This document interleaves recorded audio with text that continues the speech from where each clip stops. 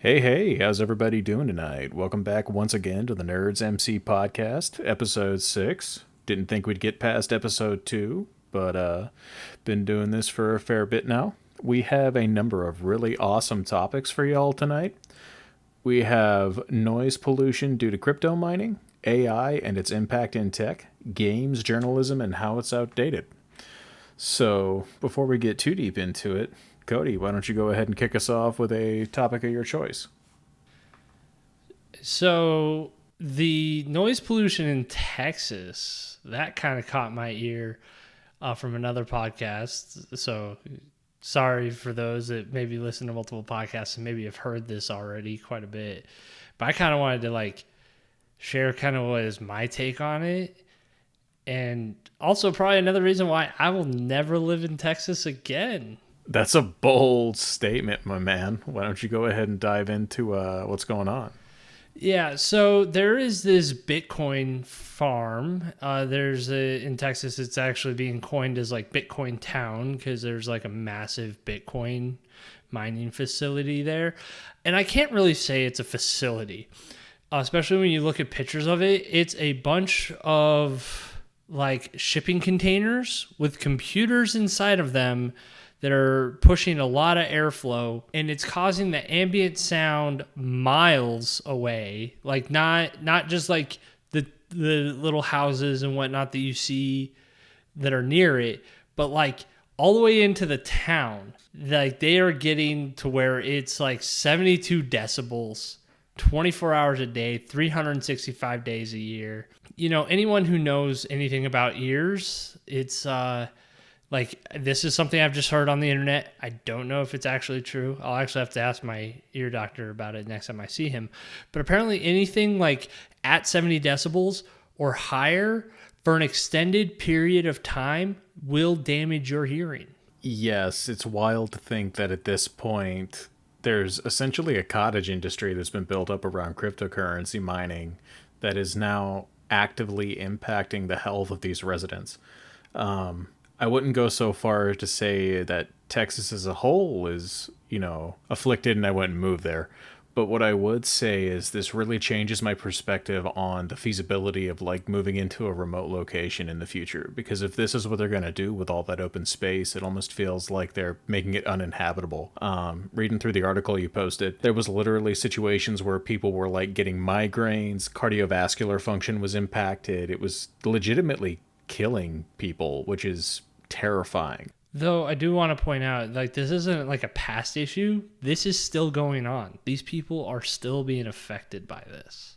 And the whole reason, like, I'm talking about like Texas as a whole, is the governor there. He has been like hosting lobbying groups for blockchain council. They've been relaxing a lot of the laws and like other regulations. Like they've been trying to strip back as many as they can in order for crypto mining facilities to spawn up and just start operating. Like Texas is going in big on crypto, at least this current governor. If he gets voted out, I don't know, but right now for the foreseeable future, the current governor, Greg Abbott, he's trying to make them like the Bitcoin central of basically the United States, if not the world. Abbott's pretty entrenched in that state. I don't see him ever getting ousted.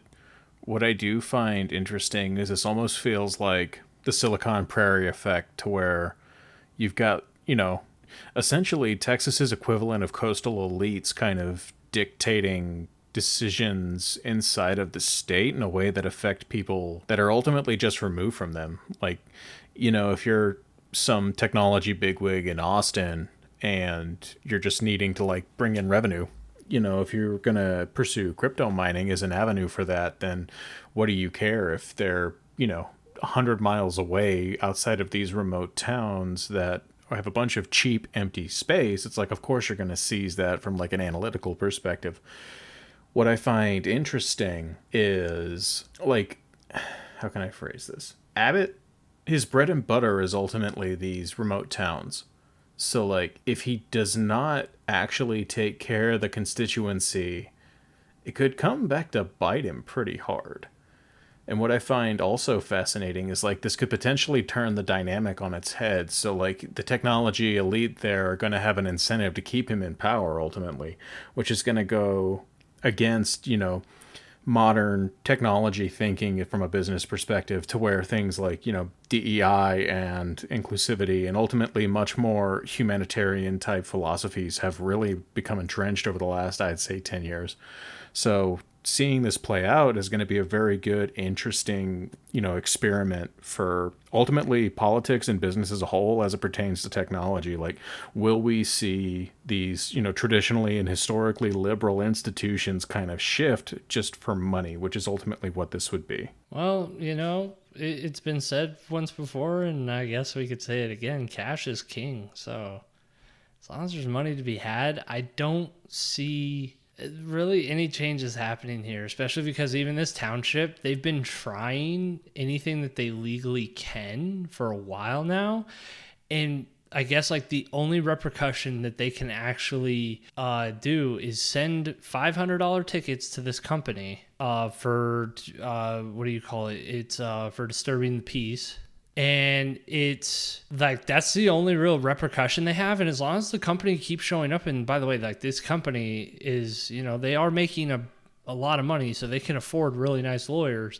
And so every time they get like a bunch of these tickets, they send their lawyers off into like the courtroom and they kind of resolve it to where they don't end up having to pay as much as it would be. But it's also like, here's something that's like from the article. That they earned $165 million in revenue in just the first quarter of this year. But like the tickets, for the max amount that they are allowed to issue is $17,500. So it's nothing. And it looks like they can still keep issuing more, but again, it's out of $165 million. That's the cost of doing business. That's just a bill. I mean, at what point how can I phrase this? I feel like, and this is like a, bold statements only. Cryptocurrency as a whole has almost become like a detriment to humanity at this point. I cannot think of a single redeeming thing. Like it's literally impacting people's health, and because there's money tied into it, it doesn't matter. It's insane to me. Well, I mean, I just kind of wish that the company cared a little more, especially because like the thing is I get that they don't need a lot of workers because these are just computers that you spin up and then they run. So like they could just bring in workers who aren't affected.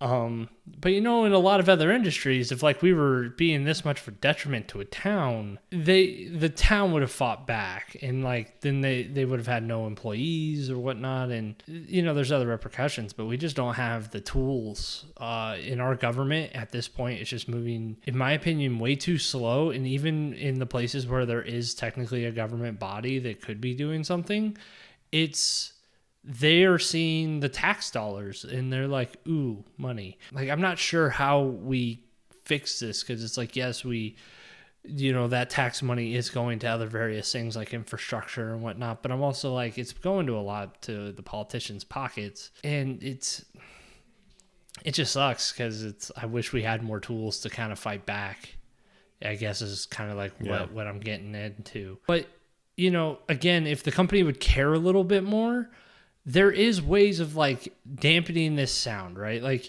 from what I understand, this is a air-cooled farm. So that means that they're just pushing a lot of air. So that means a lot of fans. But like I used to live next to the Switch data center and I never had noise complaints come from them at all, ever. Like they were like dead silent. How do data centers, especially here in the Mojave Desert where it gets like really hot in the summer, how are they keeping their stuff cool but not affecting the people around them? So I'm like, can the company ever reach out and like maybe talk to Switch and be like, hey, what was your solution? How can we get this in place? Especially because if they built a proper facility, they could probably fit a lot more E06 computers, because I think that's what they're running is mostly E06. And, with that, they could get it so that it's dead quiet with more production. So I think there's a couple of differences there. One, Switch is like general computing, which, you and I both like kind of operate on, traditional server applications to a degree. Like you don't produce the same amount of heat as you would with an ASIC. So that's one thing. But to your point, even the article calls this out. Like they could adopt liquid cooling systems and then have basic exhaust to like pull air that's, to a lesser degree from the radiators. So like you could reduce noise that way. In addition to that, there's just general dampening techniques you can do. I mean, like, let's be real, dude. They've essentially got a bunch of like noisy stuff inside of a tin can with these shipping containers. You can dampen that. You can create insulation that reduces some of the noise. There's a lot of stuff they could be doing. It's just money that they don't want to spend. And to your point, if they could make a more efficient use of space and more importantly create a more efficient cooling of these units, they can crunch faster. So you'd make more money and not literally kill people. Yep. And like here's like the other kicker is they are talking about potentially doing oil cooling, like oil submersion cooling. It's where you take a computer and you completely submerge it into a mineral oil and you like set it up so that mineral oil is like moving and flowing because it has a high temperature transference or something like that. But, we've never seen that done at scale. And I think that's because, mineral oil and other things like that are very expensive, especially when you're talking about probably thousands, if not tens of thousands or hundreds of thousands of gallons of mineral oil to submerge. Like, I don't know how big their complex is or how many containers there are. But even in the article that we are kind of talking on, they're only saying that they're only going to do it to a subset of the containers. They didn't ever say that they were going to do it to all of them. I mean, in and of itself, if it reduces noise pollution to like a sufficient level, that's fine.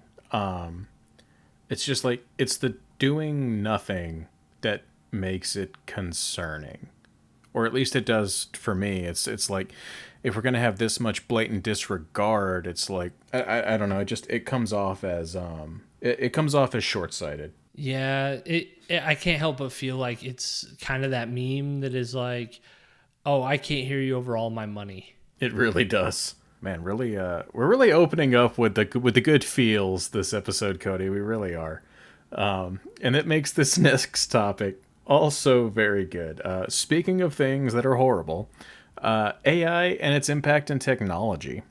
So, do you want to kick us off with this one, or do you want me to kick us off with my hot takes? So I'm kind of interested to hear what your hot takes are, but I'm also like, I just kind of want to set the stage that yes, AI is affecting tech, but in my viewpoint, it's affecting it in both good and negative ways. Because like I use AI on almost an everyday basis, but we can get more into that. I want to hear what your hot takes are. So, what my hot take is essentially this. If you're crunching documentation, trying to learn something, if you're doing documented configurations, AI is great. The moment you have to do anything novel, it falls apart. Like even medium difficulty problems. Heck, take that back. Very simplistic, easy problems, they fall apart. And what I mean by that is the moment you're doing something more than, say, traversing a hash map with a for loop, AI can't solve that because it's a novel issue. And it's an issue that's not going to match what you want the outcome to be. And it ultimately leads to you getting this amalgamation of some monstrosity that you either accept the limitations of and then republish, or you understand that this isn't going to work. And if you're, reasonably understanding of what you want, you just end up rewriting it yourself. What I think is interesting is we're seeing a point to where so much AI generated code is getting pushed to these public sources where ultimately these people are like, they're more or less like illegally farming everyone's shit, that we're beginning to see inbreed depression on the AI itself, to where it's generating bad code that then ingests to generate worse code than the bad code it generated before. So where I think this is ultimately going to go is we're going to see more cottage industries around building out good data sets for these AI models and technology, or we're going to see the complete self-cannibalism of AI as a technology, and we're never going to see it go beyond where it is today with the way we currently do data modeling and harvesting. If we find some breakthrough that enables us to generate a lot of really novel code and then the AI begins to generate its own new solutions to things, yeah, it's going to go to the moon and you can begin to prompt things and do whatever you want. But as it stands today, I mean, we're essentially it's kind of funny when you think about it. We're relying on code on GitHub, which has some really good projects. It has a ton of garbage. And there's so much more garbage getting continually pumped into GitHub that is being generated that is leading to this inbreeding depression that we're seeing right now inside a lot of these models. I find it interesting. I just dumped a lot there. Is there anything you want to dissect? Yeah, I'm trying to figure out where would I kind of like. So to go back to your AI is cannibalizing code. This is another thing, right? Is that it's yes, there are some products out there that are being generated based off of other people's code, but to be fair, you're like it wasn't code that you didn't say GitHub couldn't use. Right? Like it was in the TOS, and if you didn't agree with it, you should have posted your code elsewhere. I mean, to be fair, all of my code that is public is MIT licensed. Take it, run with it, do whatever you want with it. And I'm going to be honest, a lot of the stuff up there is garbage. And I know it is. There's some decent stuff, but a lot of it's trash. So like GitHub taking it and doing things with it with Copilot, don't particularly care for my case. But like the problem is, and I think to a degree you're the same way, like we create novel projects that aren't total trash. I'm not someone who's like just learning how to code and, by nature of the fact that I haven't been doing it long enough, I just don't know what I'm doing. That's like there's 20 people using GitHub that are still learning compared to the one person who is like an established professional actually writing stuff that's useful for the model, I guess is my point. Yeah. And at least in my case of LLMs and tools like GitHub Copilot and things like that, I will say that it's if you are a junior, like this is where I'm trying. Like I just gave a talk on this, like literally a couple months back, and where I kind of even said in that talk, and I still kind of believe it today, is I don't know how a junior engineer would use AI because there's a lot of code that I can get it to generate, which will function close enough to what it is I want. But then from there, that's where I have to then tweak it the last mile. But, I read through it. I know the code that it just wrote.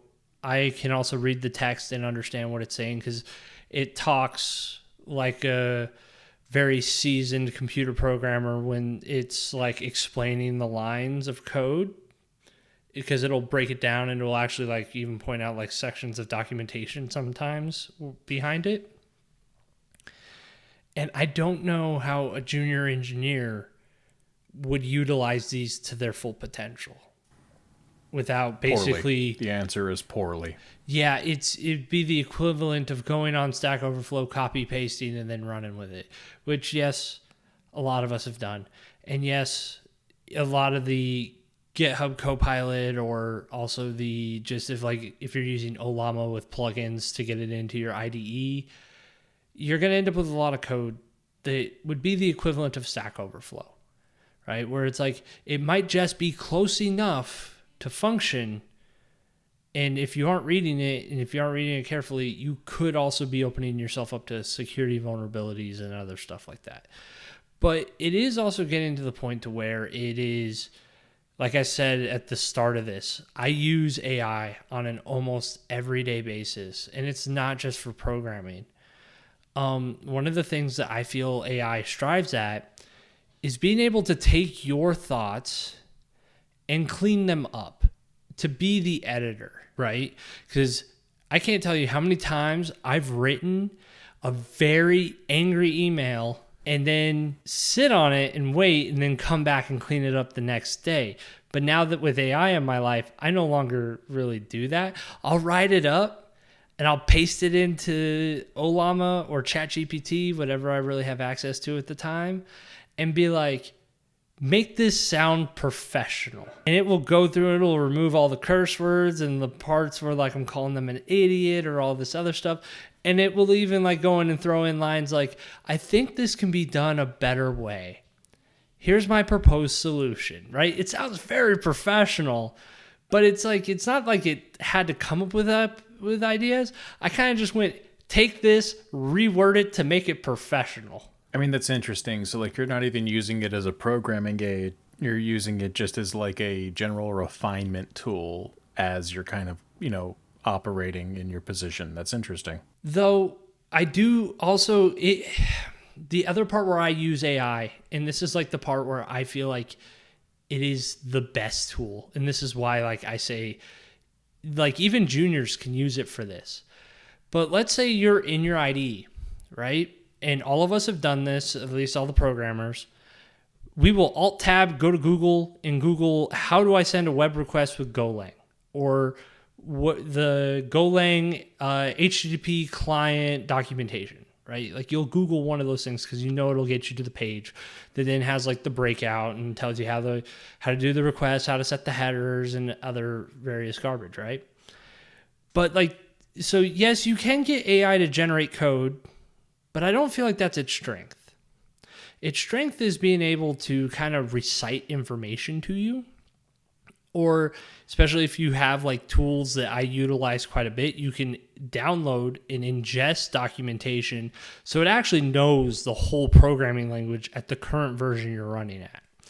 But it's, it's one of those things where it's like I'm in my IDE, instead of Alt-tabbing to go to Google, I just hit a hotkey and it takes me to my Chat GPT window, or in this case, I use like Code GPT to link into Olama that runs all the models locally for me. And then at that point, I type in, using Golang, how can I send a web request and also set a header? And then I hit enter.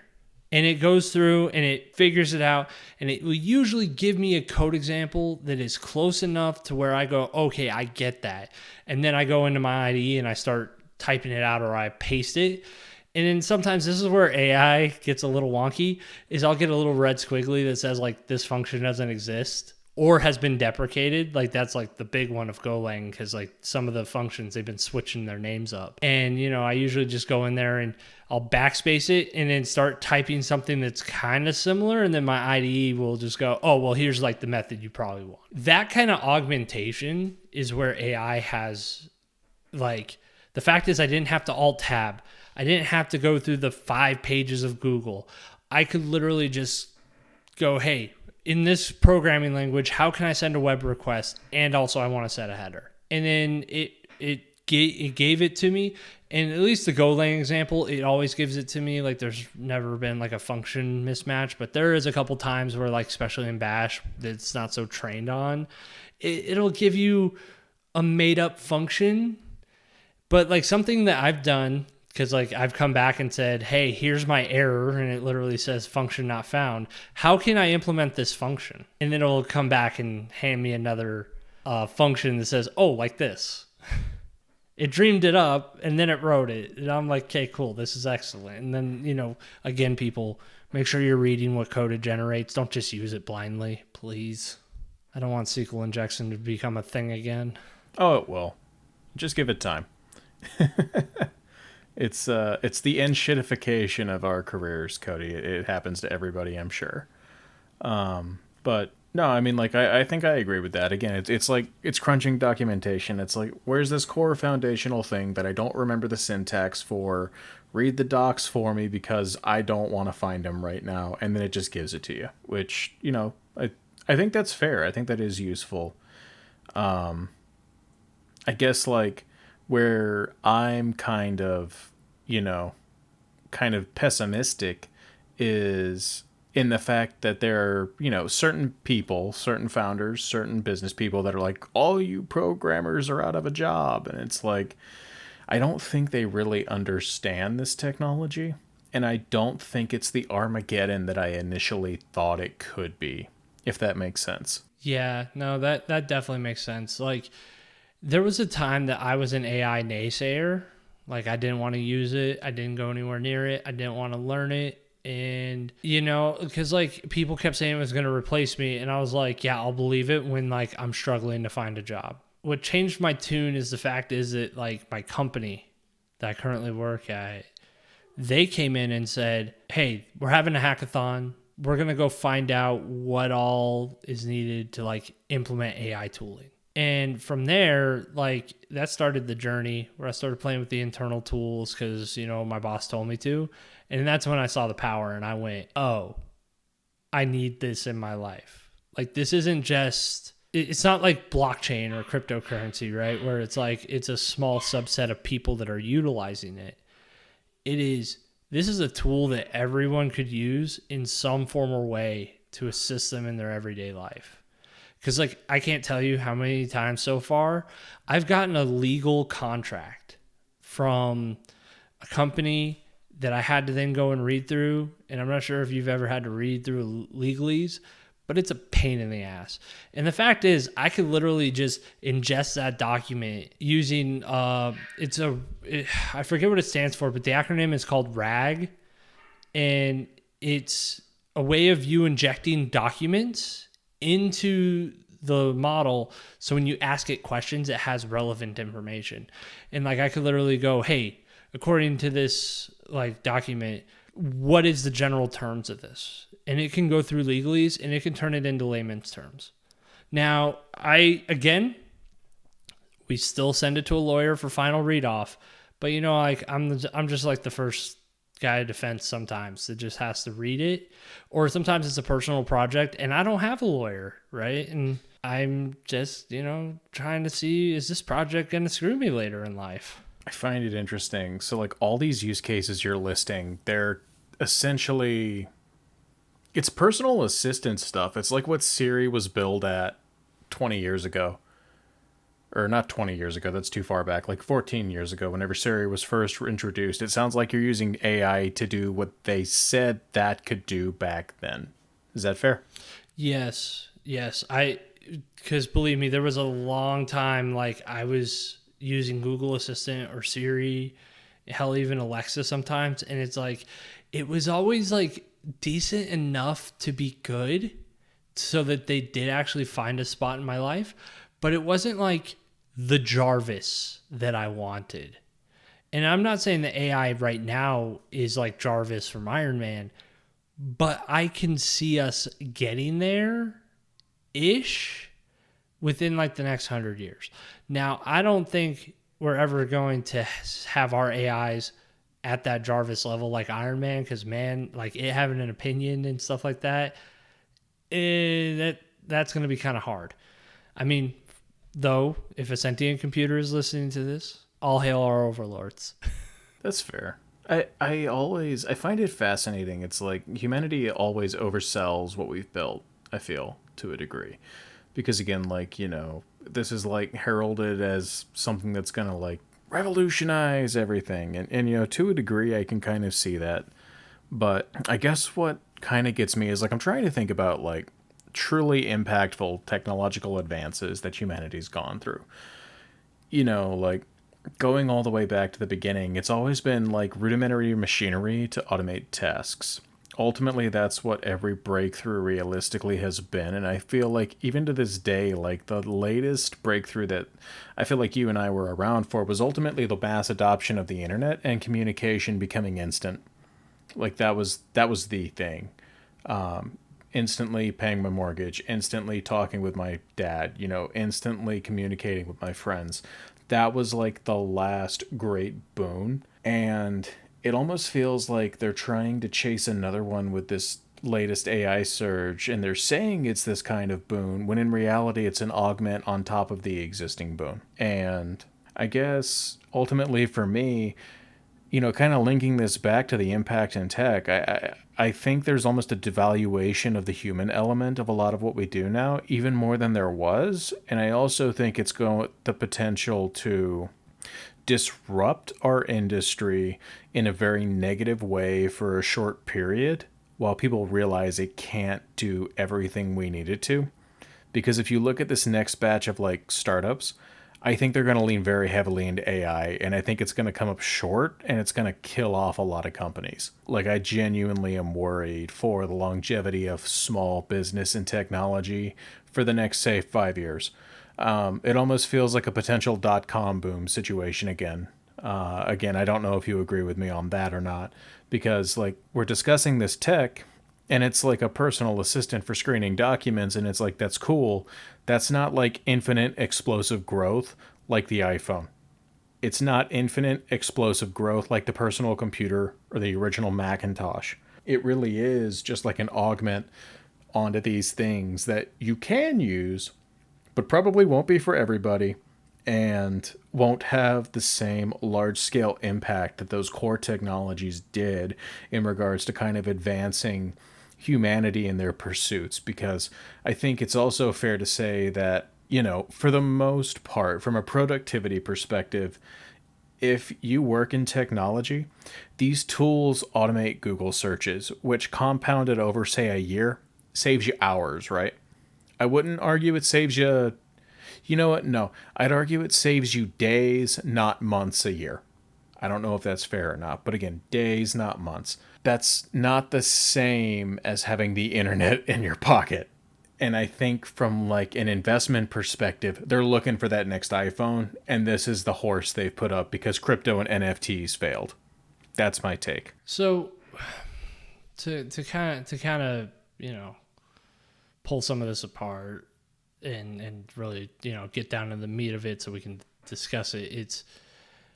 I do kind of agree with you that it could negatively impact our industry, right? Like it could, but I also feel like we're at this point where we are just starting, right? Like just even back when you probably remember the internet, like when it first got into our hands. I wouldn't say it was usable, right? Like you would see JPEGs loading line by line, stuff like that. And it's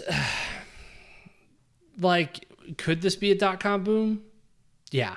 There's definitely going to be some section of it that is going to be like that. But I also feel like it's going to augment our day-to-day lives, our day-to-day tasks, because instead of us writing features, I can see us eventually writing code for AI to execute for it to get relevant information.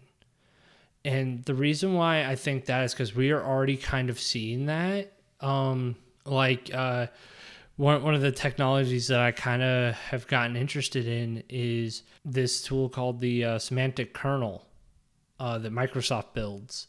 It's a C# project, and it allows you to basically write out kind of like LangChain, where you can link models together or you can link models to data. And some of like the things that they're implementing is where like a model can call a function. Like it's a Python function or a C# function, it doesn't matter. It just sits there, and if the AI gets a command and it doesn't know really how to execute it, but it's close enough to the context that it knows, oh, I have a function to do this.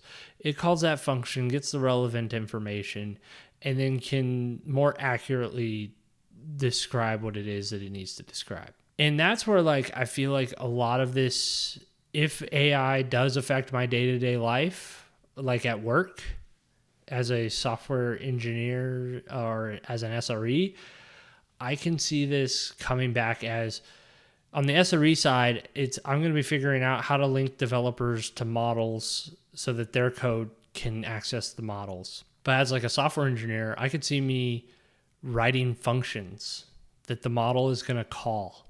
Like if I ask, hey, what's the weather in Maryland today? Well, if you ask ChatGPT that right now, it's going to tell you, I can't tell you about that because I don't have up-to-date information. But there was a time that I remember seeing on the internet that it would try to tell you, but it would be like information from 3 years ago. Because it's whenever they published that model, whenever they trained that model, depending on the year of that data, that's what the weather was 3 years ago. I was just going to say, so you're thinking ultimately software engineers will become almost like Oracle developers to say the Ethereum blockchain. We would be developing the chain link to get real time streaming data into the model so that way when it needs it, it can pull and query it. And that becomes the interface with which people work with computers. That's a very fascinating take. I like that. So, like, I think you're right, though. I could see that becoming a thing if, like, this is the universal interface for, interfacing with things. It's fascinating. Yeah, it just is. So, I mean, like, I don't think web browsers are going to go away, but I could see eventually web browsers being one of those tools that people utilize to then just get to their AI.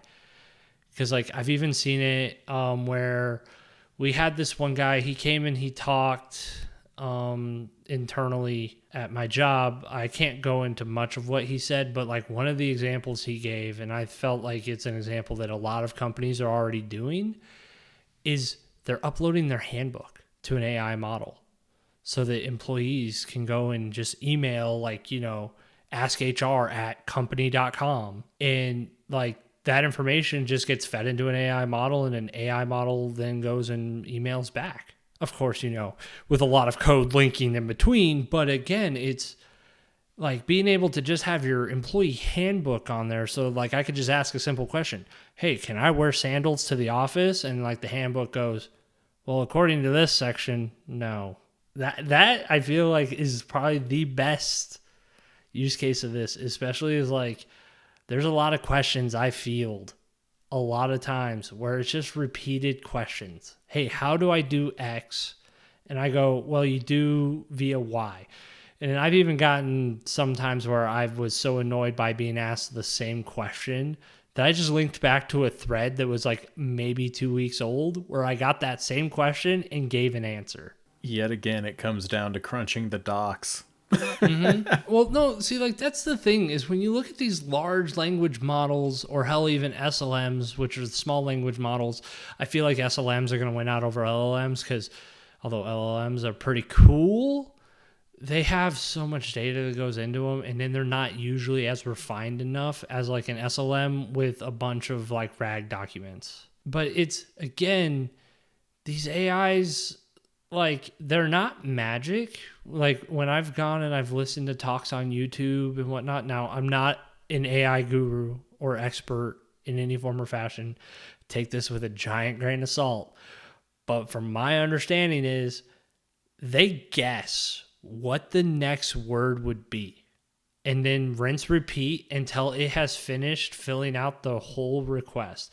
It's good at taking English text and breaking it down and then guessing what you want is the answer. Because like they don't just return one answer. Like a lot of the APIs, if you hit the APIs, they'll give you like the raw. They'll be like, here's the likely output we think that you wanted. Here's the next likeliest. And they send you like the top 5.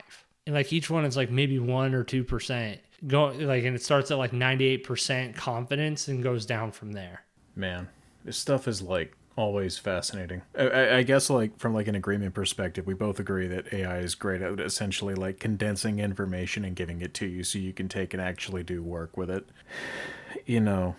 What are those future steps? And yeah, I don't have an answer for that. But yeah, AI is for sure impacting technology in new and weird ways. The only other thing I want to add about this whole AI conversation is if we like this is like the only big bottleneck to it, and the whole reason I don't see a lot of our industry going to it, at least not small business. Like it is going to be reserved for large business if this stays the way. But like cloud providers, find a way to make your GPU nodes cheaper.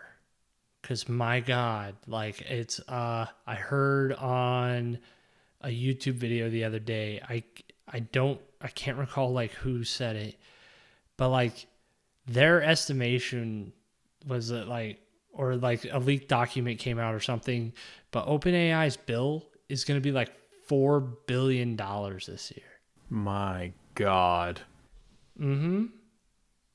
And like the thing is like even when I'm doing like this AI stuff at work, like we're using specialized tools, but it's most of them are internal. I can't really say much about them, but we're getting, good pricing on it because it's just like cloud provider, OpenAI, API exposed. Like they don't show you the GPU nodes and whatnot. It's kind of serverless. It's just like a product that's just there. I believe Azure has something like this now in GenPop. Yeah, Azure OpenAI service. And again, they hide it. It's very serverless, but it's like, careful, you could run up your bill because any cloud provider Will like scale infinitely into the ground. yeah, because if you look at AWS, and I forget like what it was, but it's like the GPU nodes are like tens of dollars an hour, or maybe hundreds of dollars an hour, where some like the T3s or the smaller boxes, like you're looking at like $5 a month for like the smallest node, but like their largest node is like maybe a couple $100 a month. But then you throw on the GPU nodes and it's like, well, the price it would cost you to run like this server for a month is now going to cost you to run this server for an hour. Well, I mean, think about the energy waste, though. Like, they're charging that much probably because it costs them that much to run it. So it's like there's energy consumption, CPU cycles. Wow, that is a whole other area of impact, to say the least. Well, I don't know. It really depends because a lot of the data center stuff, at least, I remember there was being a pretty big push to get to like renewable energies, especially because like the one here in town called Switch, they always advertise that they're 100% green now because they've moved completely to solar and other renewable sources. So I don't know. It really depends on where like the data center is and whatnot. It could be energy consumption, but I think it's them trying to get their ROI, and also the fact is that there is a lot of demand and not enough supply. Yeah. Because like the thing is like you're talking about footing the bill to buy hundreds or thousands, maybe even tens of thousands of GPUs to load them up into servers that people may or may not reserve. Because like that's like the other fun part is you as a cloud provider, you're just kind of like putting the hardware there for people to reserve. Doesn't mean they will. But even if they do you have enough in your data center to foot that cost or to that like answer that demand? Do you have enough supply for the demand? And at least in like times where like I've tried to spin up boxes in AWS, sometimes you get that lovely error message. It's like, hey, we don't have enough compute resources for you right now. Please try again later. Well, let's end on yet another negative topic and talk about games journalism and how it's outdated now. We've covered noise pollution killing people, AI and how it's going to take over the world and how it won't. And now let's talk about games journalism, everyone's favorite thing. So when we were talking about this topic, I feel like it's a bit of a hot take because there are good games journalists out there, but I can't help but feel like a good chunk of the games journalism out there right now is just lowball, like not great journalism. Like there are a few people that I do follow that work at big game journalism sites, and like those articles, I look forward to reading them. But it's like there's some of the ones like I've seen like IGN, like sometimes they'll produce, or because I guess like IGN like has like something where like independent people can submit their own article, and it's up to IGN whether or not it like is good enough for them to run even on like the low footer parts of their pages. I don't know. It feels maybe not outdated. Maybe that was the wrong word, but it also feels like it's just, especially because like some of it does read very AI generated. Like it was a very low ball, low effort, wasn't really worth the time in reading. And sometimes like a lot of these articles can really hurt games. Like just to give an example is recently during the Steam Summer Sale, I decided to take a chance, air quotes chance, and I bought Days Gone. Now, I had heard at launch it was a shit show and that the gameplay was repetitive and all this other stuff through games journalism. because like, I watched the reviews for it and I decided that it was a game I wasn't going to buy at launch. Now here we are 5 years later. I got it for a steal, and now I know that it actually, I wouldn't say it was an absolute amazing 10 out of 10 experience, but I don't think I agree with the 6 out of 10s and the 5 out of 10s that it was getting. And that's why like I feel like the whole review model kind of feels a little outdated, is because like the fact is that this game got reviewed very poorly. Now, on the console release, I believe it was a bit buggy at launch, but developers then, quickly fixed that with a few patches. Now does that, say, hey, you need to go fix your review scores? No. You should review like when the game comes out and give your real opinion.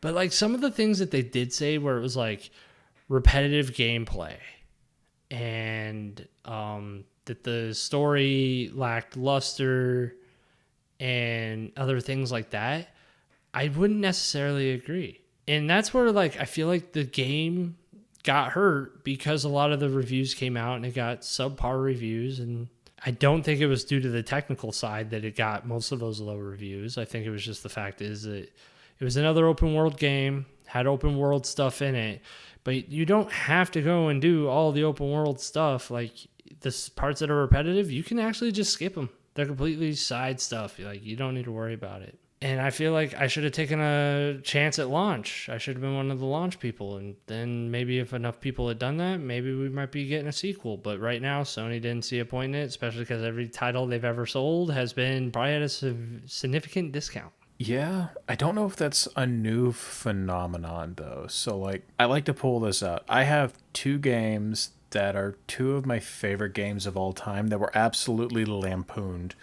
And that is Too Human for the Xbox 360 and Shadowrun from Fossa Studios on the Xbox 360 back in the day. Both of those games were absolutely destroyed from like a review perspective, and no one gave them the time of day, or at least not as many people that should have, I'll say. Those are legitimately two of my favorite games of all time. Too Human, I really enjoy Norse mythology. I like to take on Balder. I liked to take on Thor and the other gods. And, ultimately the story of them stealing Balder back from death and Fenrir and them. And then that is what caused the invasion into, Valhalla in there. It's a really unique, nice take on the story. The combat was unique. I mean, I don't know about you, Cody, but I don't know of many twin stick melee combat systems, and Two Human had one. It was very, very refreshing to play that back in the day because it was a unique take on controls.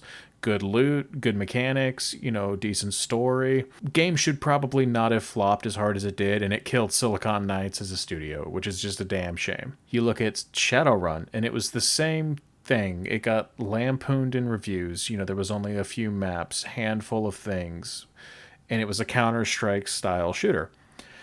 That is probably one of the most fun shooters I have ever played to this day, because while there's not a ton of mechanics, the way you can apply them is like, it's crazy the amount of permutations you have using the Tree of Life, using the resurrection spells, making use of the different races of characters, and then dealing with the essence draw that comes from that.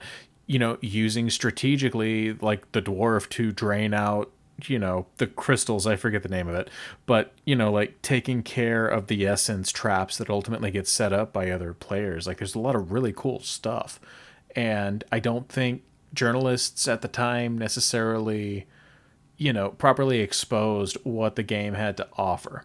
They were kind of, this was like the hype of Call of Duty, and it was still a much more traditional shooter, which nowadays we don't have, which I think makes me look back on it even more fondly. But that kind of was a detriment to it at the time, and I think now it's one of its greatest strengths. All that is to say is, if journalism is outdated now, I'd argue it was outdated then, which makes it even worse. Yeah, it's one of those things where it's like, hell, even movie critic reviews these days, like there's a lot of movies I remember going and seeing just because like my wife and I got like from like T-Mobile Tuesday, got like $5 movie ticket. Sure, why not? Let's go see this movie that apparently got poor reviews. And then we go and see it, and it was a fantastic movie. And like, I'm not going to say that my taste is like the pinnacle of, theatrics, because I do love a lot of like, I don't even know what they would be called, but like low budget films.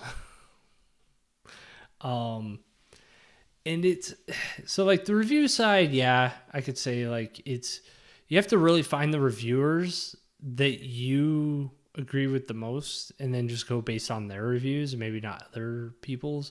Like, still maybe have a couple of others.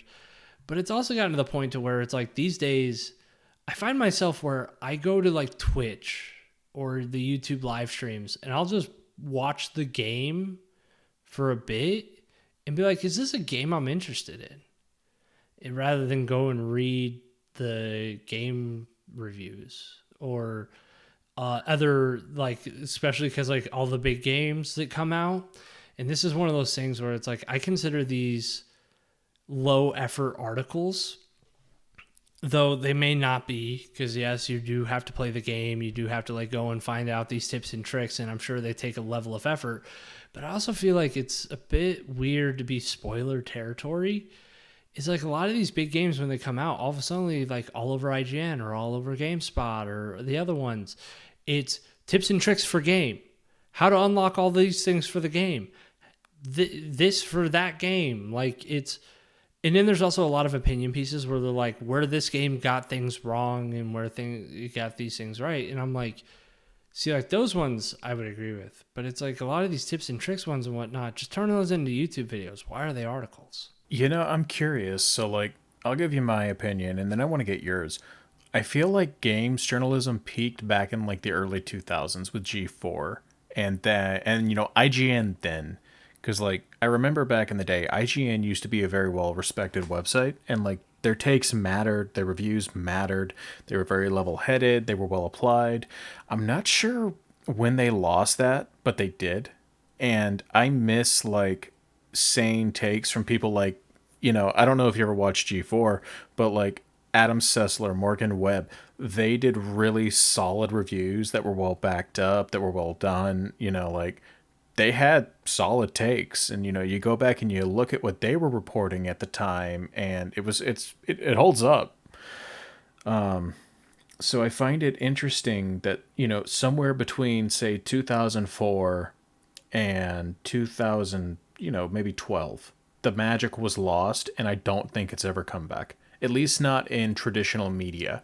I think to your point, going and watching streamers and YouTube videos on this stuff is kind of like the new way of doing things. And it's funny to me because if you look at like Sessler and Webb and them, they're doing YouTube now because mainstream, traditional media companies just don't produce that style of content anymore.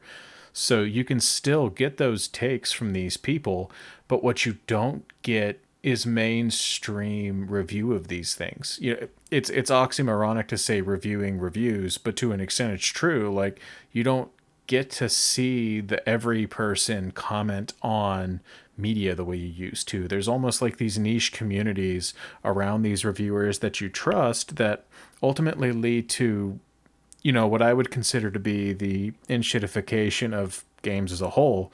And it's why you don't see, again, this is my argument, but you don't see as many unique takes on things because of the fact that journalism in the mainstream media sense has been almost commercialized to an nth degree, which I think is really the root of what causes some of these problems. Yeah, but like I said, it's there are certain there are certain journalists that I do follow, and when I see their articles go up, I do make like a point to go and read their stuff. Though a lot of them, like you've even pointed out, now have gone and started doing YouTube stuff. So sometimes I don't even read their articles as much as I just follow them on YouTube and see like their videos come up.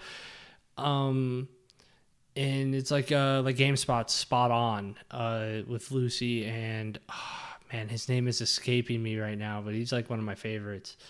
But like those two, like when I see that video pop up, it's always a good time, and I would highly recommend it. I can't think of anyone that works at IGN now that I follow, because like a lot of them were from like around the time you were saying is like Greg.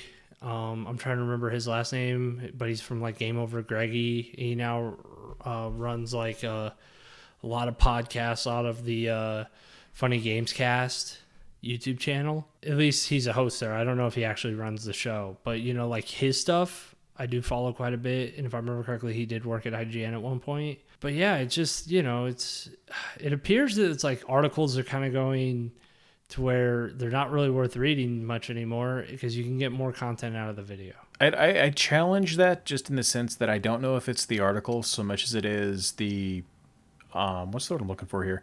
The incentive for producing content has changed. Used to be back in the day, you got like, and again, this may be me reaching because again, this is a long time ago, but the way I recall it is essentially content you were paid for the article, not for the interaction on the article. So you would get paid a flat fee essentially to write this piece. So there was no incentive to create something incendiary, to either cause something to spiral into the ground or shoot to the sky to get more engagement. The model changed probably somewhere in that time frame, if I had to guess, to where it went from just producing quality content that the company wanted to buy to producing content that people wanted to interact with, so that way your take rates were higher. And I think that's kind of led to this to a degree on mainstream sites, and why people that are a little more involved in the hobby have specific individuals that they trust anymore to get their reporting from ultimately. And I find that interesting for a few reasons, but needless to say, probably not a point for now. All that is to say, for those of you out there listening, if you do find someone you jive with, stick to it, because unfortunately that's the way of things now. Yeah, I mean, like Pirate Software said it best. That's another YouTube channel I follow. He live streams quite a bit. It's Thor is the guy I'm talking about from it. He said it best in like one of his YouTube shorts, or I guess it was during his live stream and then got clipped into a short, but it's follow people, don't follow companies. Because he was trying to point out that it's like, if you do like a particular game, maybe look at like the credits and see who are the directors, who are the people that worked on it, and like follow those people. Because chances are great, it's like even if like they went from this studio to that studio, you're still going to end up with a game that you probably liked or will like. I guess the same could go for journalists. I think that's a good positive note to end on. Follow people you like. I like that. Mm-hmm. Oh, man. Well, this has been a long one. Cody, as always, thank you so much for joining me on this journey. I've really enjoyed doing the podcast with you over the last month. I think it's crazy to think we've been doing this over a month now, but needless to say, thank you. For those of you out there listening, make sure you like, subscribe, and follow us on YouTube. We're going to be putting this on Spotify, so please, follow us there. Audio-only listeners, thank you for giving us a chance, and hopefully you enjoyed yourself. Cody, you got any closing words for us? Days Gone. Next time it's on sale, which it goes on sale often.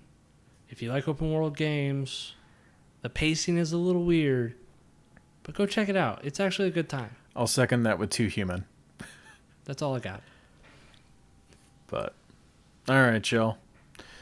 Thanks for listening, and we'll catch you next time on the Nerds MC podcast.